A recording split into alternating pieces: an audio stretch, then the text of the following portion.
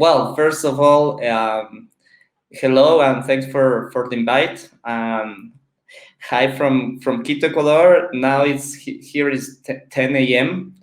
and we are in the middle of the world, in the center. Here is a tropical weather most of the time, and right now it's sunny, and we don't have four seasons here, so it's mostly either sunny or sometimes rainy. Okay. Yeah, so it's good weather most of the time. Okay. But here we're starting slowly. Well, we're having a typical fall weather. Oh yeah. We had this morning. It was 5 degrees, and now it's 15. So this kind of extremes that you have in a day. But I think we can start. Um, Hello, everybody who is joining us today. Thank you. I have to be honest, it's my first webinar, so I hope it will be totally acceptable to all of you. I'm Elizabeth Markevich, founder of ikonoTV, which is an art-only streaming platform where we show on a VOD way, we show art films, but also documentaries about art and whatever it's contemporary or old master. In 2015, I joined, in fact, the team of Art COP when the COP was in Paris. And they were having in Paris a lot of great events in the different museums, performances in the streets and all this. And they were extremely active, and there was really great side events. And but they were all in Paris. So I proposed them that we build up an open call, which is exactly what we're doing this year, where we invited video artists to come on board, and video artists who are focused on climate issues and showing us in a very artistic way. There's no documentaries and no, interviews or things like this. One of the reasons why I really believe in that is the power of the image, and the power of the image on our emotions, and not to bring always the intellect, because this is exactly the problem we're facing, at my opinion, with historians and even activists, is that they're bringing us a lot of data. They're bringing us all their knowledge and telling us since 40 years now that we are having a problem. And unfortunately, they're not good storytellers, because if they were good storytellers, I guess we would have changed something during these past decades. So this is why this open call that we called Art Speaks Out is in fact a way to maybe, there was Greta Thunberg one day saying we have to stop the blah blah. How do you stop the blah blah and ask people to act? I think there is exactly this link in between, which is the storytelling, where we have to do it. Regarding climate, I guess there is one thing that the Paris Agreement achieved, is that there is now a kind of consensus on the fact that everybody agrees that there is a problem and that the problem comes from us, which was not the case before. We were still having people who didn't agree with that. At least now there is a consensus. The big problem is that we still don't know, we know how to do it, but we still didn't decide how to do it and when to do it. So there is no consensus. And the interesting thing with the COP this year, which is happening in Sharm el-Sheikh in Egypt, is that they want exactly to be, their motto is implementation. So they want to really force all the countries to do that. I wanted to start this conversation with Paul Rosero, who is, for me, an interesting artist in the case that he works hand in hand with science and scientists, being himself a researcher also, and living in a part of the world where there are still indigenous people, meaning having a knowledge that we might have forgotten, which is how our ancestors were having the relationship to nature and all this. So, Paul, first, I'm very grateful that you are here with us. And I wanted to maybe start this conversation by asking you, were you always a kind of artist focusing on climate and the resilience of nature and things like this? Or did you come towards that, or how did you start your career in that respect? Okay, well, thanks again, Elizabeth, for having me. I will kind of recount the story of how I ended up working with science and more, let's say, more closely with biology and sometimes with geology. Back at the time, I studied philosophy and literature. So I was very invested in humanities and social sciences. And I was always interested in topics like injustice, on inequity.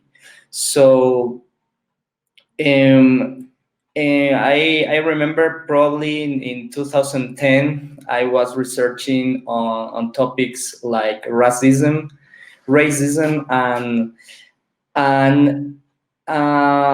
until some point, I touched a wall in which I didn't find any answer possible. Trying to figure it out, the origins of this injustice, of this racism, no. In that sense, I felt that social sciences, it wasn't the space enough for me to dig deeper in this inquiries. So I started studying cognitive science, a little bit like neuroscience and neurobiology, and I found different theories about the origins of empathy, for instance, the origins of social relationships. And I got very excited about these other possibilities and the option of, thinking in terms of collaboration rather than competition. For instance, in terms of um, the the proposal, the statements that this Chilean scientist Humberto Maturana and Francisco Varela put out first in their theory of autopoiesis, which is this groundbreaking theory proposing some sort of self-organized and self-productive way of growing and living. And mostly I love some ideas that, for instance, Maturana used to speak about in terms of the origins of love, of the origins of empathy, no, and how they see the possibility of when you get born, there's always someone or something that is out there for you. Let's say the flower is there for the bee. There's always a flower there for a bee in order to get food out of it, or a baby, talking in general terms. There's always a mother there to breastfeed, let's say, no. I'm saying, let's talk in general terms, just to to picture out these ideas, because obviously there's exceptions, no? But the idea of, that you get born in a world in which there's this first condition of giving and receiving, and then at some point there's a break in this condition, and then Maturana says, in this point is where patriarchy starts kicking in, no, and things change completely, and you have this injustice, you have these ideas of racism and so on, no. So I started back there, let's say more than a decade ago, like digging in these other fields of study related to these things, no. So for me, the field of biology is very interesting in those terms, and inside the field of biology, microbiology or marine biology is even more interesting for me, because you have a whole universe to explore, no. That And so how does the art come in then? Why bringing in art on top? well, let's say that art it's a grammar, it's a language, it's a medium, no. So you can explore whatever ideas or whatever topics, and use your box of tools to interpret, to translate, to change these ideas or this information into something else, on dependence of what you have in that toolbox, right? So if you are, I don't know, if you are a filmmaker, you will use a camera and produce a film. If you are a painter, you will use your colors and your pencils or whatever to produce something else. So I'm not attached to any media specifically. I'm very kind of multimedia artist, so I tend to produce different things, or in general, like installations, including different media. No, I work with sound, I work with video, I produce sculptures, objects, and experimental things as well. So that's how art kick in, because um, producing art is kind of um, proposing different perspectives of how to approach a topic, right? And that's also how people in general um, um, are waiting for art, or what is the expectation about art, right? Rather, if it's general people or scientists, or academics, like we need an artist to try to see this thing, to see this phenomena, to see this problem from another view, right? From another point of view. So that's how I see the things, right? There's some points in which you can intersect, you can connect different perspectives, but you have your own perspective always, because your background, your education, what you know, what you have studying is always different than the person next to you, right? Yeah. So that's how I see it. So it brings and the notion of emotion and beauty that we most of the time include under the word of art is an important important attributes, because I personally find your work beautiful.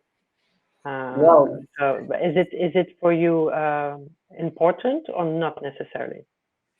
Well, thank you first of all for that. I will say that it's important, but I don't put it in those words. I will say that what I'm trying to do in terms of let's say aesthetics is to produce attractive things in order to kind of being interested in what is behind, right? Yeah. So beauty can be one of those things, but also weirdness, for instance, can be that thing that hook you in to ask more questions about that, right? So I tend to think in these terms, that you need like a visual hook, like a visual input that obviously attracts audience, attracts people to to see, to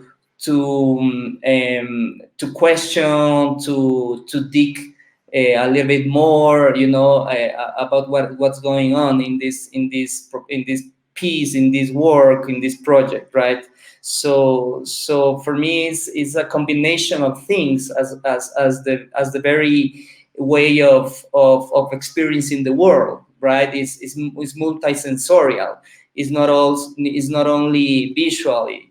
It's not only by means of audio or sound. It's a complete experience of the body. So I work in that sense, trying to invest the body in an experience that is not always looking for understanding. For instance, it can be, you can, as you mentioned, emotions. For me, emotion is also a way of learning, a way of producing knowledge, right? Mm-hmm. So yes, At least to triggering to trigger triggering things. something. Yeah, Yeah. yeah, So I absolutely. do. Because I think this is what is fantastic with art, is that it triggers awareness. I'm more and more fascinated right now about art and how to look at a bit like what you were saying, to look at all these social issues in general through the lenses of art, because it brings another discourse or the different approach, and can maybe trigger this awareness and trigger and then encourage action. In the Yeah. case of climate, this is what we need. We need to create this action thing, and which is absolutely missing, unfortunately. And this is where art, for me, is the solution for scientists and activists and data providers to translate that. As you were saying, it's a language, and we have to translate this. I remember there's been something that you were saying that I found really interesting, in the difference of between plants and us human. When you said, I heard you saying that human being, when they are in lack of food, but they just move to the place to get their well-being and their food and everything what they need to survive, where plants can't. But on the other hand, plants always find their way. And I think the video that you're going to share with Art Speaks Out during the streaming, which is this beautiful video, Purple Haze, shows exactly that. Shows how plants underwater found their way, even being in a totally, so to say, toxic environment, which is this underwater volcano and the CO2 that it provides. So it's really interesting to see. Yes, there is one thing that which can be tricky, because you could say, okay, nature will always find its way, and that we are all convinced, and we saw it with some, when you look at what Chernobyl became, it's a kind of mini forest now, with all the plants which took over and all the site of Chernobyl. So you show it in Purple Haze how being in a very toxic environment, nature still finds its way and exists and just come with different types of plants and all this. The question is, if we are, as we know that we are having nature which always will find its way, you could also say, okay, so why should I change? Why should I be, changing my habits, changing my way of living? Because first, nothing will happen during my lifetime. Why should I do it? And anyhow, nature will find, will always come back on its feet. Don't you think somehow that we should maybe not talk about climate change and environmental issues, but about how to survive, us human, that we've been doing all this catastrophe, and that we should find a way to save ourselves, so to say, because nature will always find its way. Okay, that's it's a complex thing. Yeah, I understand that. Try to break it down in pieces by pieces now. So I think we have to be careful on not producing a misunderstanding of the idea of believing or not believing in climate change, right? Because when someone says, for instance, that nature always finds its own way and so on, we can say, of course, so why we need to do something, as you mentioned. Exactly. Right? So I don't think in those terms. I do think that we need to change our habits. We need to change mostly the way of how much we consume. We need to reduce the way of how we consume. I agree with all this, but are we doing it for nature or for us or for both? Yeah. So let me develop the idea, because when you think, for instance, let's take the example of this piece that you are mentioning, Purple Haze, which is a project I developed in the Galapagos Islands in this expedition of art and science, along with these colleagues, biologists, back in 2018. So that was let's say, the expedition after 2 years of figuring out how to produce this work, right? So we were approaching in this project the phenomena of ocean acidification, right? Ocean acidification is this process in which the ocean absorbs the pollution that is out in the air, right? Ocean absorbing CO2, right? Mm-hmm.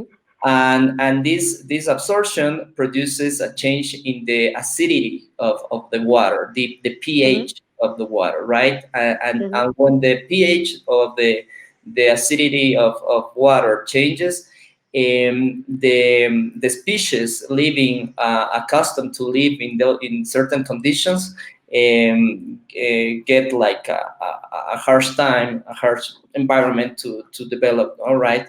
So when this happened, in terms of ecology, when this happened, animals just migrate, right? That's the response, and find another place with better conditions, and that's it.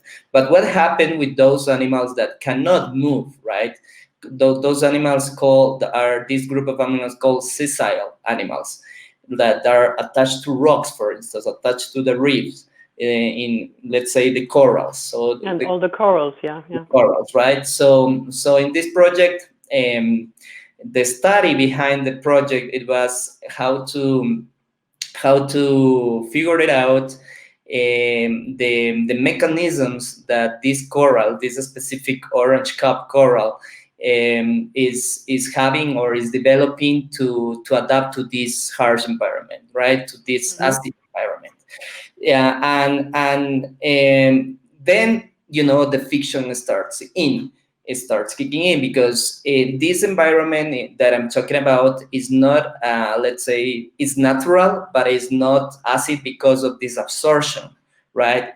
Is but because of this underwater active volcano that is producing this spreading of CO2 bubbles out of the underwater vents, which is totally organic, totally natural. That is an active volcano, right?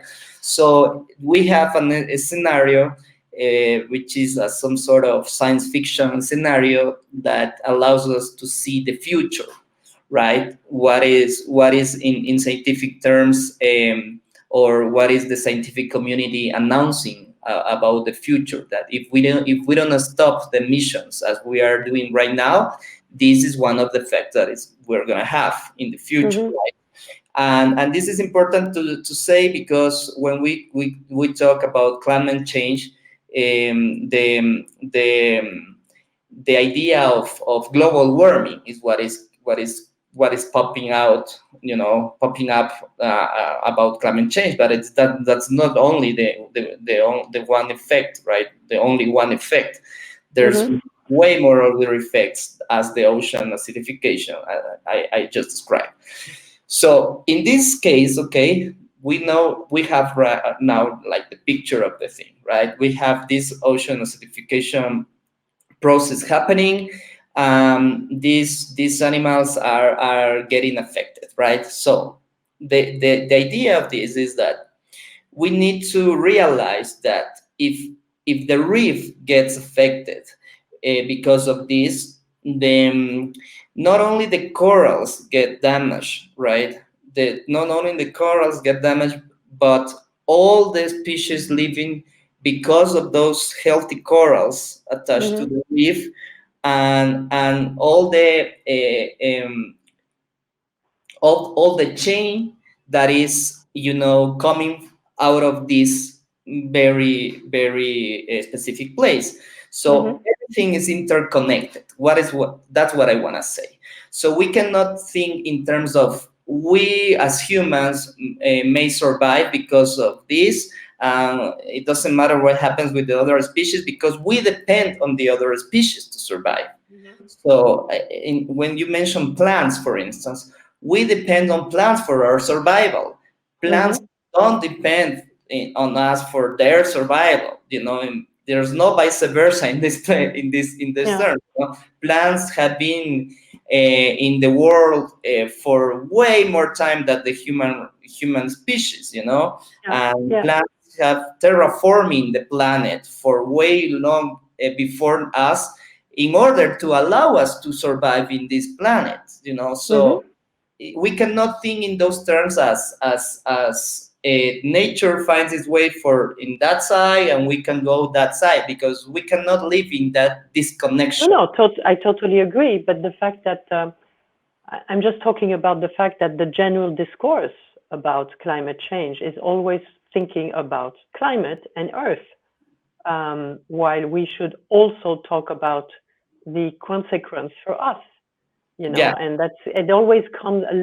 It's like if the consequences are in fact coming on the second level, while it should be at the same level, because we are completely internet. It's all connected. But and I think that was probably the main problem, that for 40 years we haven't done anything, because we were just focusing on climate. And the people were not seeing the problem because of that. And I remember last summer I was having somebody who lives in Dubai, where they were convinced that at some stage they were going to go above 55 degrees. And if you go above 55 or 60 degrees, you just die. And so these are things where people, I'm afraid, are still not catching this, that there is something where we're not seeing. So I'm not saying we have to panic, and I'm seeing young people who are putting themselves in situations of fear, which freeze them or depress them, which makes me really sad, because we should all contribute in our way. I'm contributing with this event, for example. I'm contributing with the open call. Others, kids could contribute in little things in their school, but at least to have the feeling everybody should feel being useful, and understanding that, like somebody could say, après moi le déluge, and that is wrong. And you have a lot of people who think that, or think that why should they care, because why should they change? They're at the end of their lives, so why should they bother? And all this, it's all this that it's still not clear with the majority of people. Yeah. Okay. So okay. Let's say that second point out of this, out of what you're stating, no? So we as humans are accustomed to see us as the strongest species on the planet, right? So we have developed this anthropocentric view of self-sufficiency, right? So that's what I said before, that when we think in terms of climate change, we only get scared when we feel this global warming, when, as you said, when we would really feel, oh my God, I'm just sweating, I'm just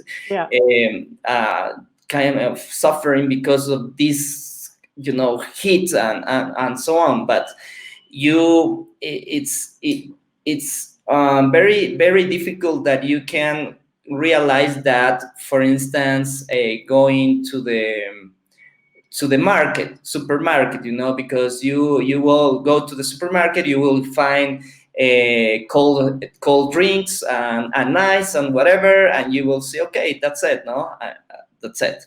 But the thing is that if you don't see like the network that is working behind that,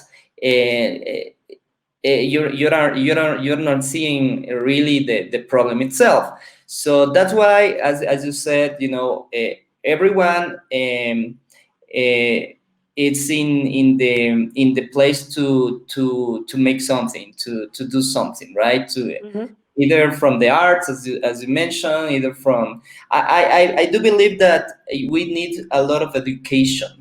Education is a key component in these issues, because education brings you the tools to produce this awareness, to allows you to see, along with art and different things, allow you to see the big picture of it, not only when you are. I totally agree. I think also that education, in a way, doesn't come immediately, because you still need to be triggered, and this is where art has a because art triggers me. Then I ask myself question, and if I'm really curious and I want to do something, then I act, and then I educate myself. Yeah. And you have so because a lot of people are also lost in that respect. What should I do? And which brings me, by the way, I think we could start looking at what are the questions. Okay. Which is, one is written: Dear Elizabeth and Paul, I have a question. Everyday routine does not allow people to understand the reality of ecological situation. And perhaps in 20 years, our planet will no longer have corals or other living organisms.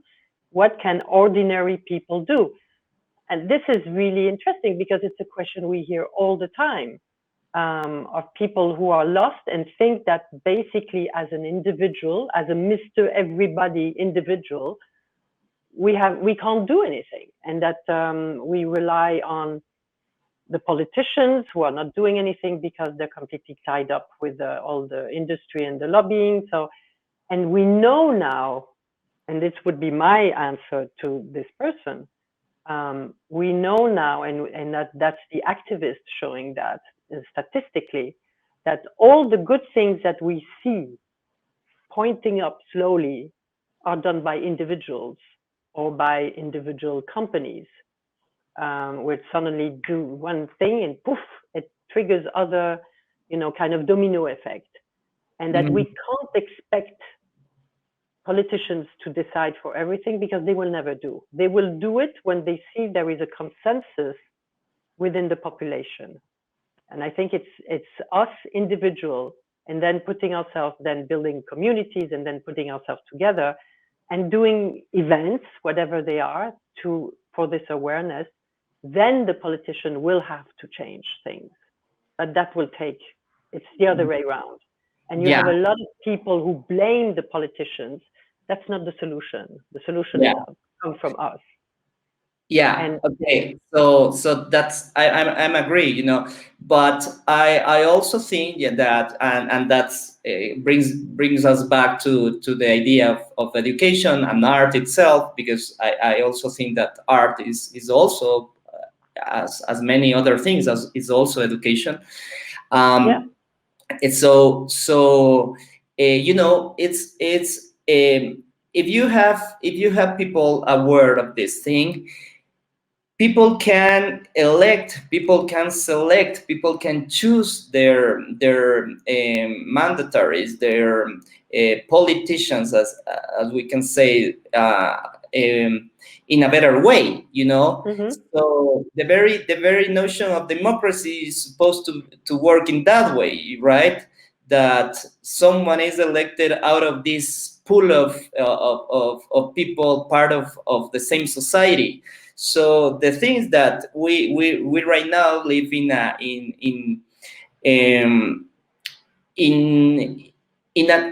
effective system of elections, right? In which there's parties and there's this continuation of people that keeps in power.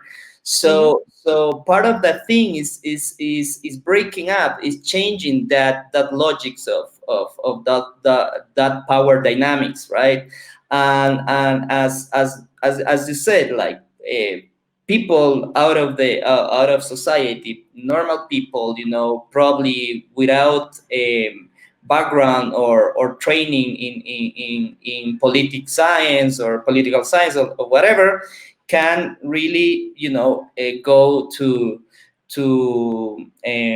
guide a group of people, to being elected as a mandate. But that's also it's very complex, because, for instance, here in Ecuador, we were talking a little bit before about this constitution, including the rights of nature, and how the indigenous people here, because we are a mestizo country, are a group that influence the inclusion of these things, right?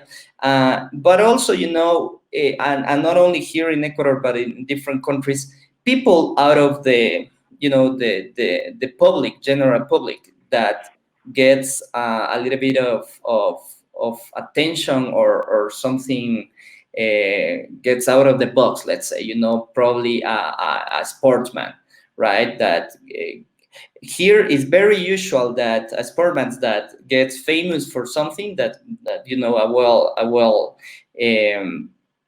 a representation in something, like winning a medal, for instance, in the Olympics, then moves to politics, right? So that people, that guy that was born out of the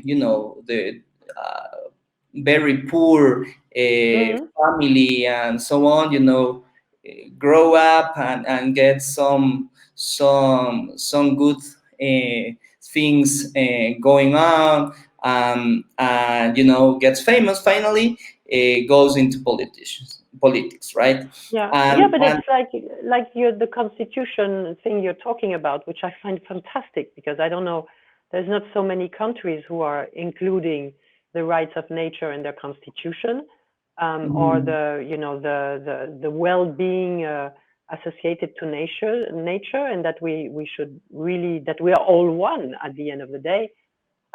What I find really interesting here is that I don't know the whole story behind, but I'm convinced it came from individuals who started to say we have to bring nature, the rights of nature, into our constitution. It came probably from one person who wrote a book about it or wrote an article, and then you build associations, and then the associations manage to do lobbying within the politics, and you make this happen to the constitutions. It's rarely coming from the politicians themselves. yeah, but the thing is that, for instance, there's different ways of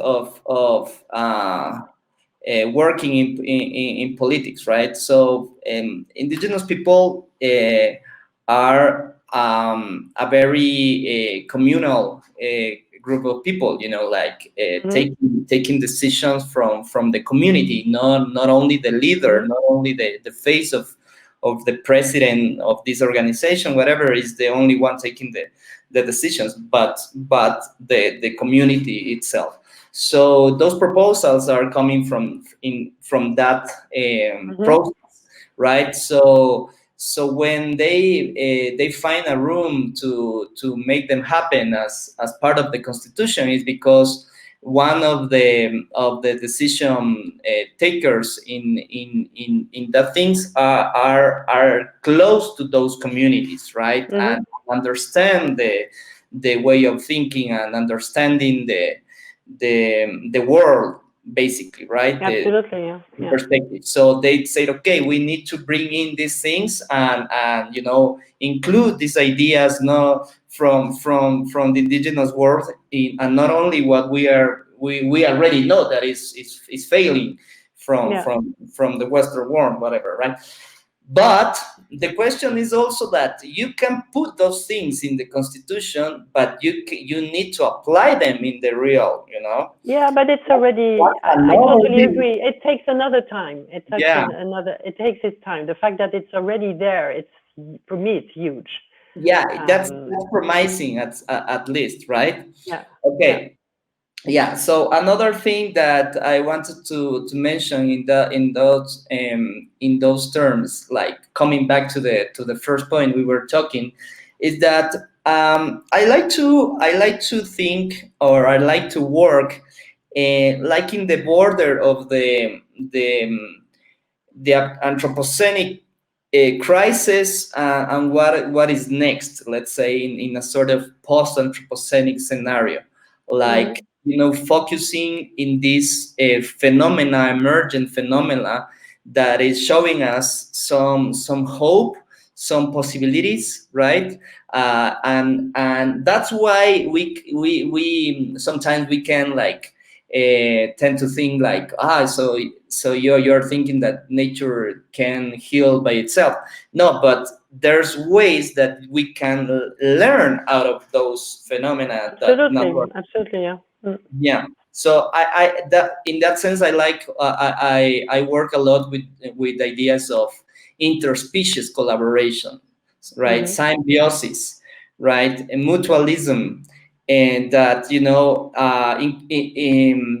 even more in terms of technology. I do work with microorganisms that, if we take the word technology, coming from techne, from the Greek techne, which is like the know-how of something, right? Mm-hmm. Um, for instance, a fungi knows Yeah, how to break down by means of enzymes yeah, these carbohydrates that, pollute a piece of soil, or so on, right? So I like to think in those terms, that we can work together in order to, approach this crisis that we are like facing or talking about right now. Yeah. And in that sense, is even more deep, the idea of interconnection, right? Yeah. Or consilience in other terms. I would like to come back to your work a little bit before we end. If I take the case of Purple Haze, when I saw it the first time, not only I found it beautiful, but of course I was intrigued because I did look at the work before reading about the work. And so when you look at the work before knowing anything about it, and you see these bubbles, I was of course intrigued, and I didn't see a scuba diver, so that was not bubbles from a scuba diver. And this is a very good example of where a work of art is really in my head now, and that did push me to go and understand what was the whole concept of this work, and which means that I did in a way my education, because I didn't know about that. So it's really, this is where I think where art is fantastic, and what you've done here, it's like, for example, these other works you did. There was this work with this experience you're doing with it's a cacao plant that you did bring at the Antarctic, which is a Mm-hmm. beautiful image already. The image itself is so incredibly powerful. I don't know if we can pull out images, because it's a bit of pity that people don't see what we're talking about. But what is the name of this work?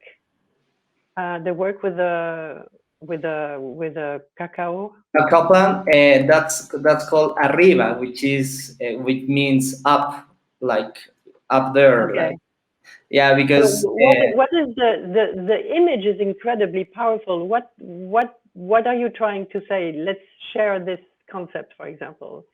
And okay, the last question I want to ask you before we leave, because I think it's going to finish in about 10 minutes, is how do you like to show your work? Where do you think your work can be the most impactful? So that's where I would okay, like to end. okay. Let me go back to Yeah. the Arriba project, the cacao plant, which is like the idea of this plant is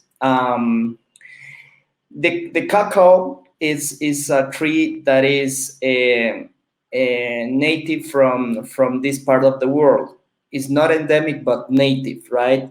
Mm-hmm. And out of a lot of studies, scientists have realized that the first use of the cacao as to produce chocolate happened here in this part.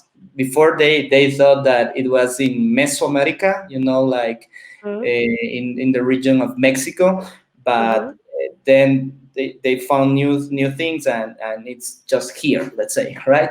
So I like the idea of using a plant as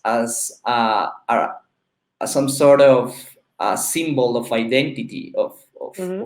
uh, of a piece of geography, right? Mm-hmm. So this plant was used first as, let's say, as a biological flag, right?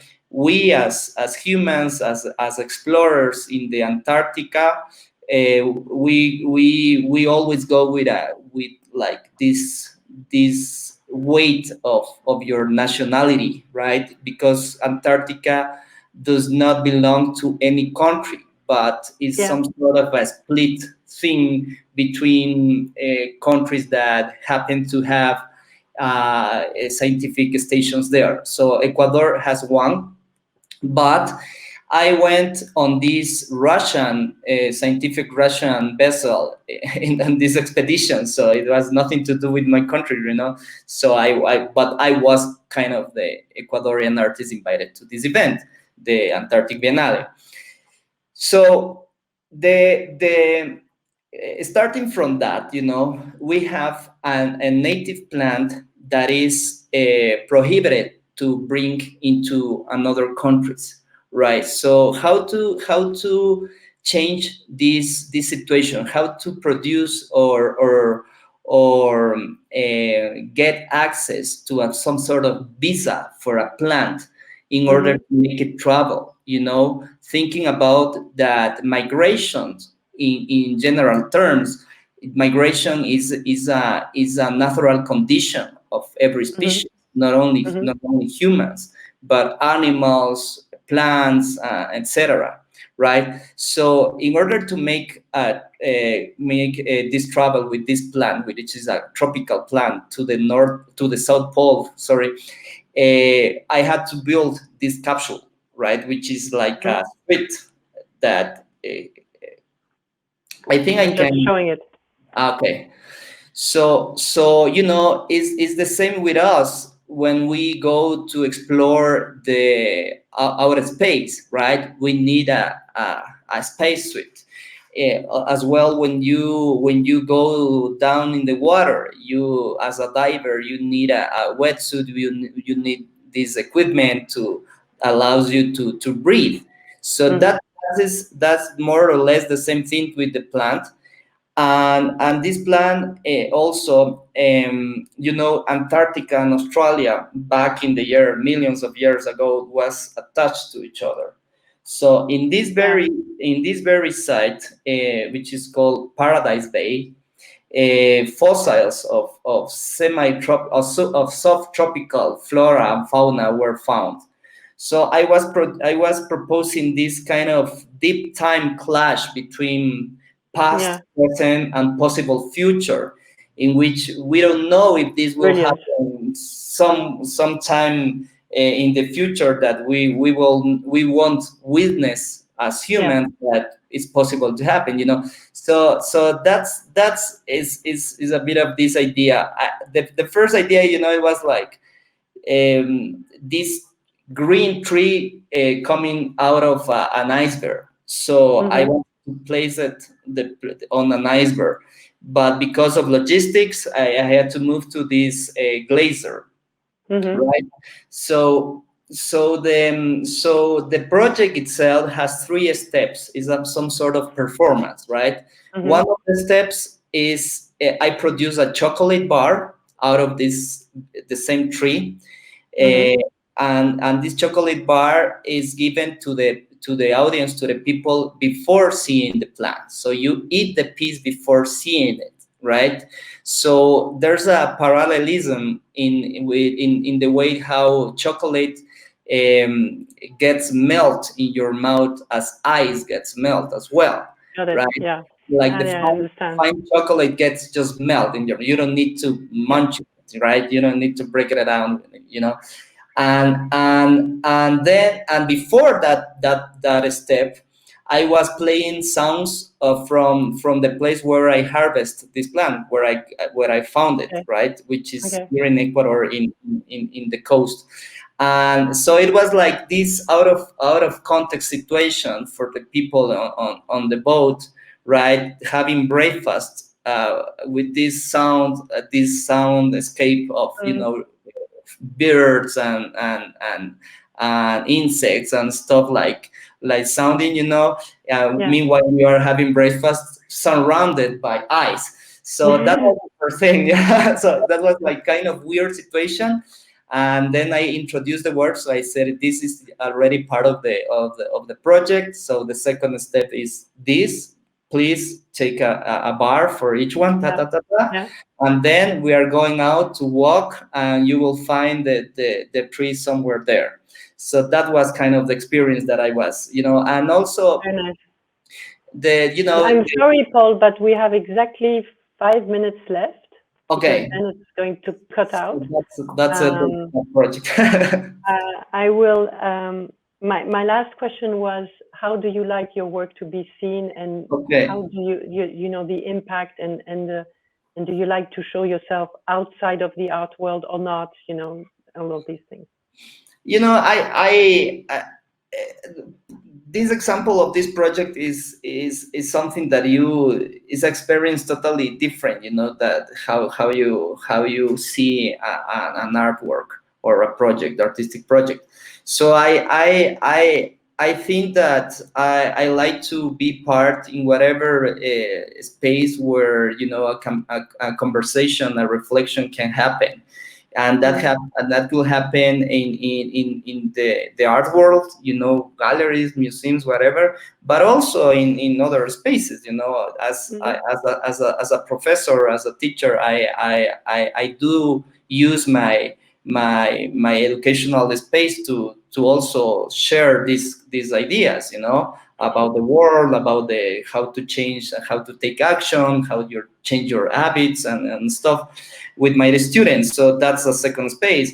But also in like academic spaces as well. I do conferences, I do talks in seminars, in congresses, and these different things.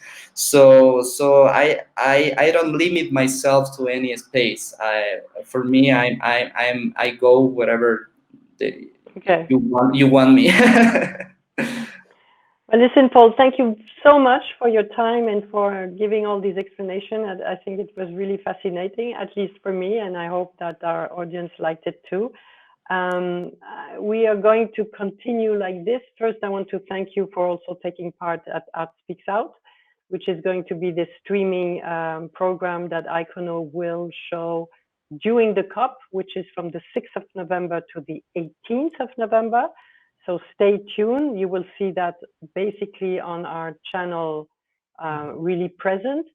And we are going to share it also on site, on screens, on the German country pavilion, the French, and some NGOs. So we are showing it as much as we can. And so I thank you again for sharing, Purple Haze with us. And we will continue these discussions, I think on the 14th of October, where we will come with another artist, and this time a woman from probably Portugal. We are still in negotiation, so to say, to talk with her if she's free, who works with science and taking somehow an activist from Kenya, and so they will be exchanging also. So thank you very much. I wish you a lovely end of day. Have a nice weekend to all of you, and stay tuned to continue these conversations. Thank you, Elizabeth. My pleasure. Thanks for having me. Goodbye. Good. Have a good day.